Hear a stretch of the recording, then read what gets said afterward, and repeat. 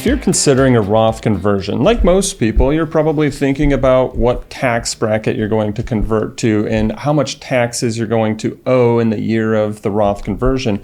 What I find, though, is there are three factors that you also need to be thinking about and considering that a lot of people forget to think about. So today we're going to talk about these three factors because they could potentially lead to higher Medicare premiums, they could potentially lead to capital gains tax, or penalties for accessing your money. For those of you that are new to the channel, my name is Scott Sierens. I run an investment management and retirement planning firm where we work with a lot of people just like you that are in retirement or nearing retirement. Our mission in our company is to help good people make great financial decisions to maximize whatever they want their retirement story to be. So let's dive into the three factors that you need to consider. And the first factor is Medicare IRMAA. Medicare IRMAA is the increase to your Medicare premiums based on how much income that you have coming in. So if you are age 63 or older, you really need to be understanding and thinking about Medicare IRMAA when doing a Roth conversion. You see, because Roth conversions equals income. And a lot of times when people are thinking about Roth conversions, they're thinking about tax brackets. Okay, I'll convert up to the 22% tax bracket or up to the 24% tax bracket. But what they also need to be considering are the IRMAA thresholds, because if you go over an IRMAA threshold, then once you're over that threshold, you could potentially owe more in Medicare premiums. You will owe more in Medicare premiums. It's like a surcharge on your Medicare. And so your normal income that you have coming in, plus the conversion, the Roth conversion, because that equals taxable income, if that puts you over the threshold, your Medicare premiums will go up. And the reason why I said if you are age 63 or older is because it's a 2-year look back on IRMAA. So what you do the tax year that you turn age 63 will determine your Medicare premiums 2 years later. So your 2024 taxes determine your 2026 Medicare premiums. So let me just show you a quick example here of how this factors in and why you need to be considering this factor of Medicare IRMAA on top of the factor of tax brackets. So here we go. We just have a hypothetical scenario here. We'll call them sample client. And it's a couple. And let's just say, as you can see here, they don't have any wage income, some taxable interest, some dividends. They've got pension or annuity payments coming in of about $54,000. And then Social Security of $74,000. Well, not all of that is taxed. Only about $51,000 right now, based on their current scenario, there would be taxed. And if we scroll down here, no capital gains. And then if we just keep going, so that puts their adjusted gross income $111,000, almost $112,000. They get the standard deduction. Taxable income, total tax $8,800. So that's great, but how does Medicare IRMAA come into play? Well, let's just say someone that they were running projections here, and their projection shows that they should convert, one, do Roth conversions, and then two, that they maybe should convert into the 22% tax bracket. So here's that sample client. Now the zero line here, right on the left-hand side, that's where they stand today. That's like where they're at without doing any sort of Roth conversion. What this chart is showing us is that, as they take on more income, what does it do to their taxes? Meaning, as they take on more income, as you can see there, then if they were to take on $24,000 of more income, they jump into the 22% bracket. So let's just say this person said, hey, what I heard is, or maybe working with a financial professional, working with a tax professional, they feel like they should convert into the 22% bracket. Well, right here, you can see that's where the jumps from 22 to 24, they could convert $110,000 and stay within the 22% bracket. But the factor that we're talking about here is the dashed and dotted line. That's the Medicare IRMAA. That's when their increases will go up. As you can see, Part B and D, annual increases per person. So when they cross that dotted line there with their Roth conversion, their Medicare their Medicare premiums, Part B and D, would go up $993.60 per year per person. So crossing over that line and with their Roth conversion is also going to cost them more in Medicare. Does that make sense? Well, it depends on your situation. We have clients where it makes sense for them to continue to do the Roth conversion all the way up to the 22% bracket, or maybe even to the 24 and cross other Medicare IRMAA lines. However, I know for some people, it's just really important that they don't want to pay more for their Medicare premiums. Well, in that case, then you have to make sure you're being very careful when you do your Roth conversions not to go over that line, because even if you go $1 over, guess what? There's no real flexibility there. You're going to be paying more for those Medicare premiums. So there you go. Factor number one, make sure that you're factoring in Medicare IRMAA thresholds when you're doing your Roth conversion. The second factor to take into consideration is capital gains and the capital gains tax.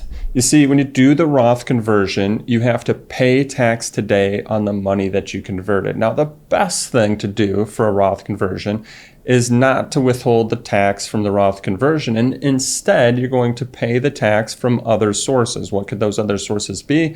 Well, it might be a savings account, or it might be your brokerage account.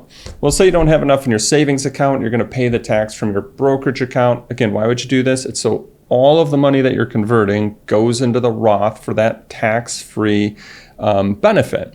So if you're going to your brokerage account to get some money for the taxes, when you sell from your brokerage account, that could lead to capital gains, which then could lead to the capital gains tax. Now, long-term capital gains is a more favorable rate. You could be in the 0% bracket, the 10%, or 0%, 15%, or 20%. And so, boy, it'd be great to get them at 0%, or make sure that you're staying within a bracket that you need to. And I find a lot of times people may fail to factor this in when doing their Roth conversion. It's something that we're constantly looking at for our clients to see if we can help them on the capital gains, potentially get them their capital gains for free or at no tax. So let me just show you another hypothetical example here of what I mean by that. So another sample here, we've got totally different sample clients that we're talking about. In this case, they've got some wage income coming in, $60,000, taxable interest coming in, some dividends. They do have some Social Security coming in, $30,000 there. Now this client, sample client, a little bit different than the last one.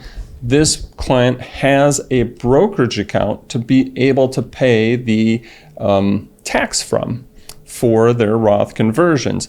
Now, they've already accumulated, they've already taken on about $15,000 of capital gains this year.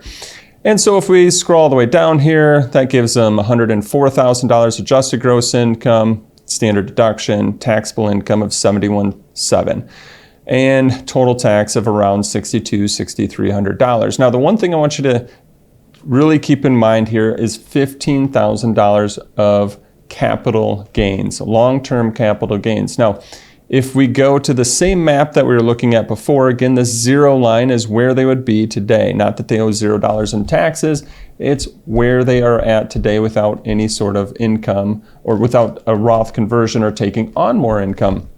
Now, as you can see here, the further right we go, taking on some income, right here this red pops in and it jumps right up to the 15% capital gains. So when they were here, there's 0% capital gains. What does that mean? Well, that $15,000 of capital gains, guess what? At this point in time, they're getting it for free. They had gains in their account. They recognize those gains, meaning they use them, and right now they're getting them for free. So if they were to do a Roth conversion, let's just make an example here of $30,000. Well, they have now thrown themselves into the 15% capital gains bracket. They are no longer getting those $15,000 of gains for free.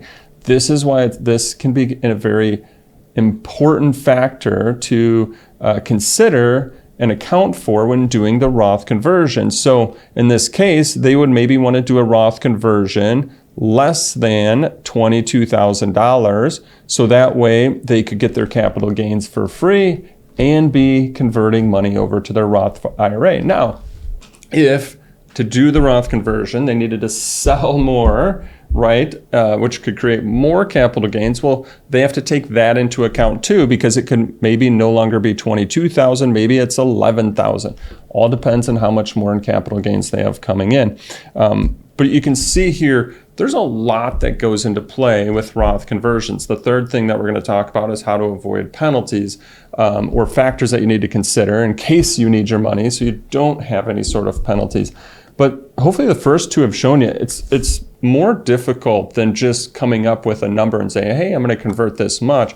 You've got to factor in IRMAA, you've got to factor in tax brackets, you've got to factor in potential capital gains, especially if you have a brokerage account that you're going to be using to pay for the taxes. Now, I've created before I get to the third item, I have created additional videos on Roth conversions, how to avoid the 5 major mistakes of Roth conversions, as well as, let's say you've saved up $2 million or more, should you or should you not convert to Roth? Now, I'm going to include links to those videos in the description below. All right, so the third item that you need to factor in is the 5-year rule. Now, each Roth conversion has its own 5-year rule. I'm going to repeat that one more time. Each Roth conversion, if you do one this year, it's got a 5-year rule. If you do one next year, it's got another 5-year rule. If you do one the year after that, that one has its own separate 5-year rule as well. So I want to be very clear on that. Now, in general, if you meet the 5-year rule, plus you're over the age of 59 and a half, then that means that there's no income tax on any of your withdrawals, meaning what you put in, what you converted over, plus the gains, no income tax, and no early withdrawal penalties. Now, there's always exceptions to all of the different rules, but let's just say you don't meet the 5-year rules and you don't meet any sort of the exceptions. You could be subject to early withdrawal penalties, 10%. Your gains could be subject to income tax. So it's really important that you take into account this 5-year rule, meaning if you were to need these funds within the next 5 years and you know that you're not going to meet any of the exceptions, then you might not want to be doing a Roth conversion. So a lot of people, they get this big idea, I'm going to just convert all of my funds or a majority of my funds. But if you're going to need that money, it might not make sense. So make sure as you're doing these Roth conversions, you're factoring in the 5-year rule. I hope that you really enjoyed today's video. You found it to be of value and benefit. And if so, you want to see additional videos in regards to how to save on taxes on your retirement savings or other retirement videos, subscribe to our YouTube channel. We're coming out with new videos each and every week on topics just like those. Thanks. Have a great day.